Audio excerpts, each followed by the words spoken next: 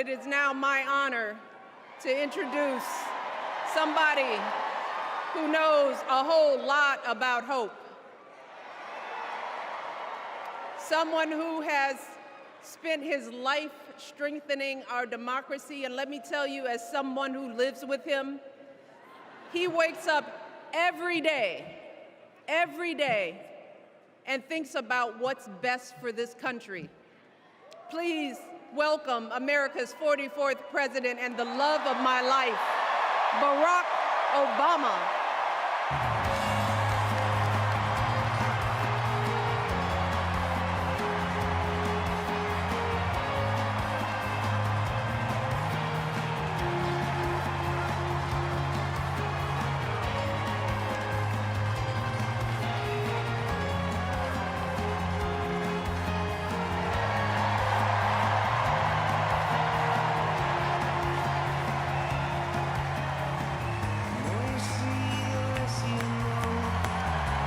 Hello, Chicago! Oh.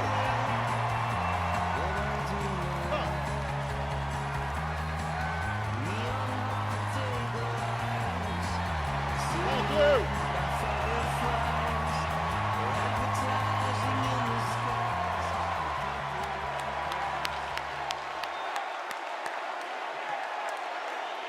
Thank you, thank you. Thank you, everybody. Thank you.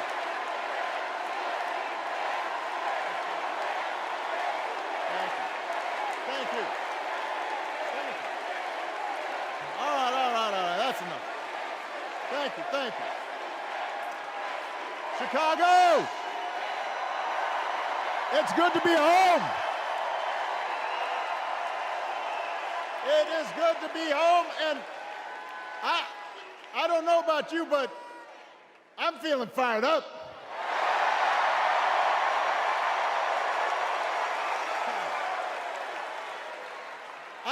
I am feeling ready to go.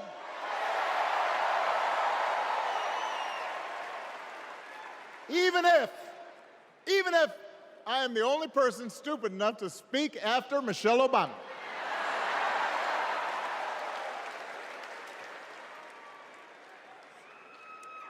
I am feeling hopeful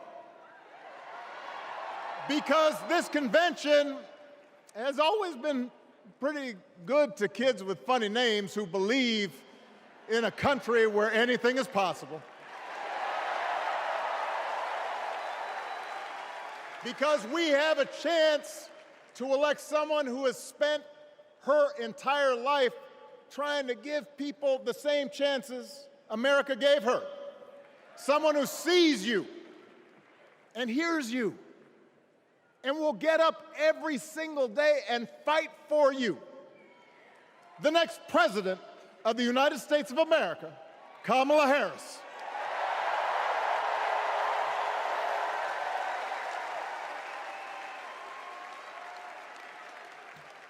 It's been 16 years since I had the honor of accepting this party's nomination for president.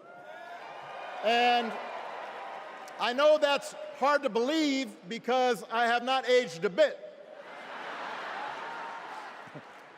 But it's true. And looking back, I can say without question that my first big decision as your nominee turned out to be one of my best. And that was asking Joe Biden to serve by my side as vice president.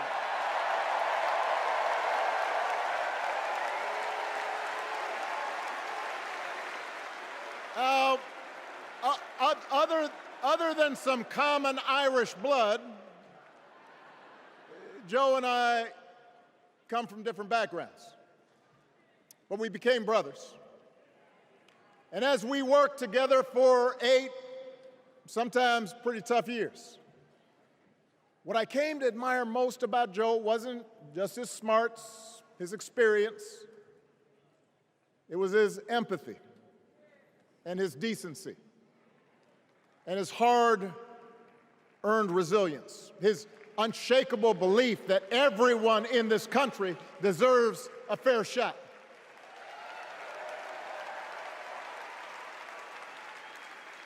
And over the last 4 years, those are the values America has needed most. At a time when millions of our fellow citizens were sick and dying, we needed a leader with the character to put politics aside and do what was right.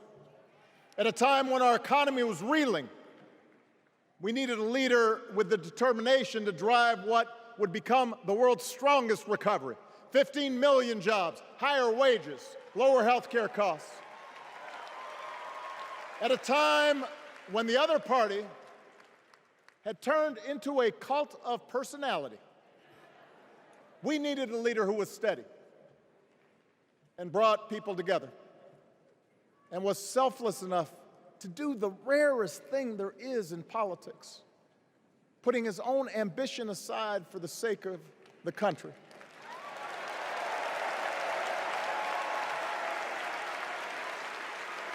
History will remember Joe Biden as an outstanding president who defended democracy at a moment of great danger.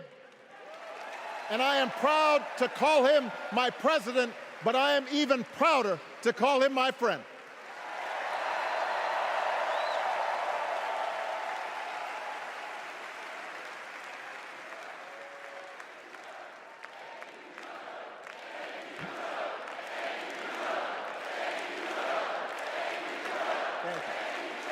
Now, the torch has been passed. Now it is up to all of us to fight for the America we believe in. And make no mistake, it will be a fight. For all the incredible energy we've been able to generate over the last few weeks, for all the rallies and the memes, this will still be a tight race in a closely divided country. A country where too many Americans are still struggling, where a lot of Americans don't believe government can help.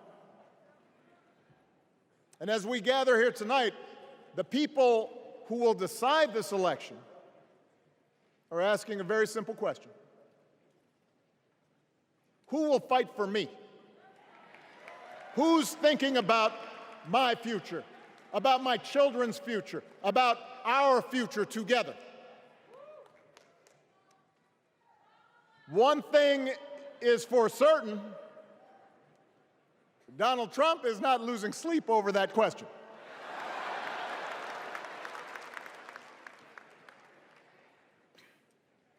Here's a 78-year-old billionaire who has not stopped whining about his problems since he rode down his golden escalator 9 years ago. It has been a constant stream of gripes and grievances that's actually been getting worse now that he's afraid of losing to Kamala. There's the childish nicknames, the crazy conspiracy theories, this weird obsession with crowd sizes.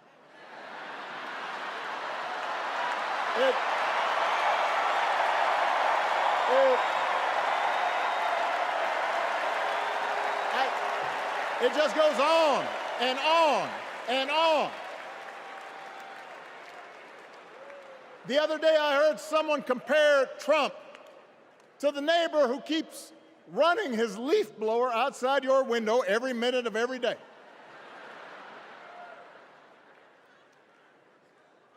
Now, from a neighbor, that's exhausting. From a president, it's just dangerous. The truth is, Donald Trump sees power as nothing more than it means to his ends. He wants the middle class to pay the price for another huge tax cut that would mostly help him and his rich friends. He killed a bipartisan immigration deal written in part by one of the most conservative Republicans in Congress that would have helped secure our southern border because he thought trying to actually solve the problem would hurt his campaign. He doesn't. Do not boo. Vote.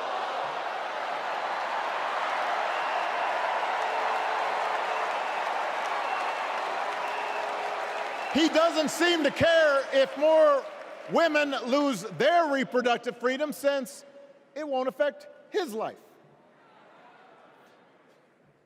And most of all, Donald Trump wants us to think that this country is hopelessly divided between us and them, between the real Americans, who of course support him, and the outsiders who don't. And he wants you to think that you'll be richer and safer if you will just give him the power to put those other people back in their place. It is one of the oldest tricks in politics from a guy whose act has, let's face it, gotten pretty stale. We do not need 4 more years of bluster and bumbling and chaos. We have seen that movie before, and we all know that the sequel is usually worse.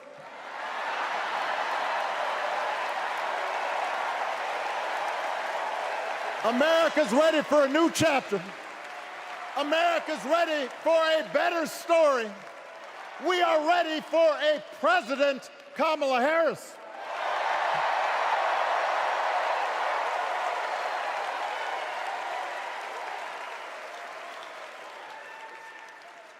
And Kamala Harris is ready for the job. This is a person who has spent her life fighting on behalf of people who need a voice and a champion. As you heard from Michelle, Kamala was not born into privilege. She had to work for what she's got. And she actually cares about what other people are going through. She's not the neighbor running the leaf blower. She's the neighbor rushing over to help when you need a hand. As a prosecutor, Kamala stood up for children who had been victims of sexual abuse. As an attorney general of the most populous state in the country, she fought big banks and for-profit colleges, securing billions of dollars for the people they had scammed. After the home mortgage crisis, she pushed me and my administration hard to make sure homeowners got a fair settlement. Didn't matter that I was a Democrat. Didn't matter that she had knocked on doors for my campaign in Iowa. She was going to fight to get as much relief as possible for the families who deserved it.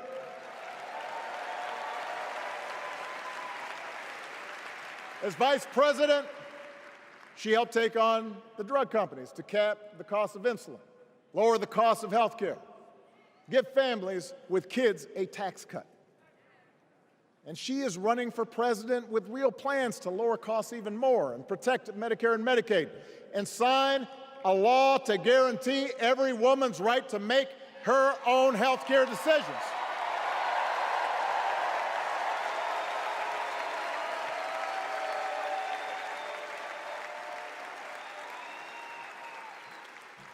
In other words, Kamala Harris won't be focused on her problems. She'll be focused on yours. As president, she won't just cater to her own supporters and punish those who refuse to kiss the ring or bend the knee. She'll work on behalf of every American. That's who Kamala is. And in the White House, she will have an outstanding partner in Governor Tim Walz.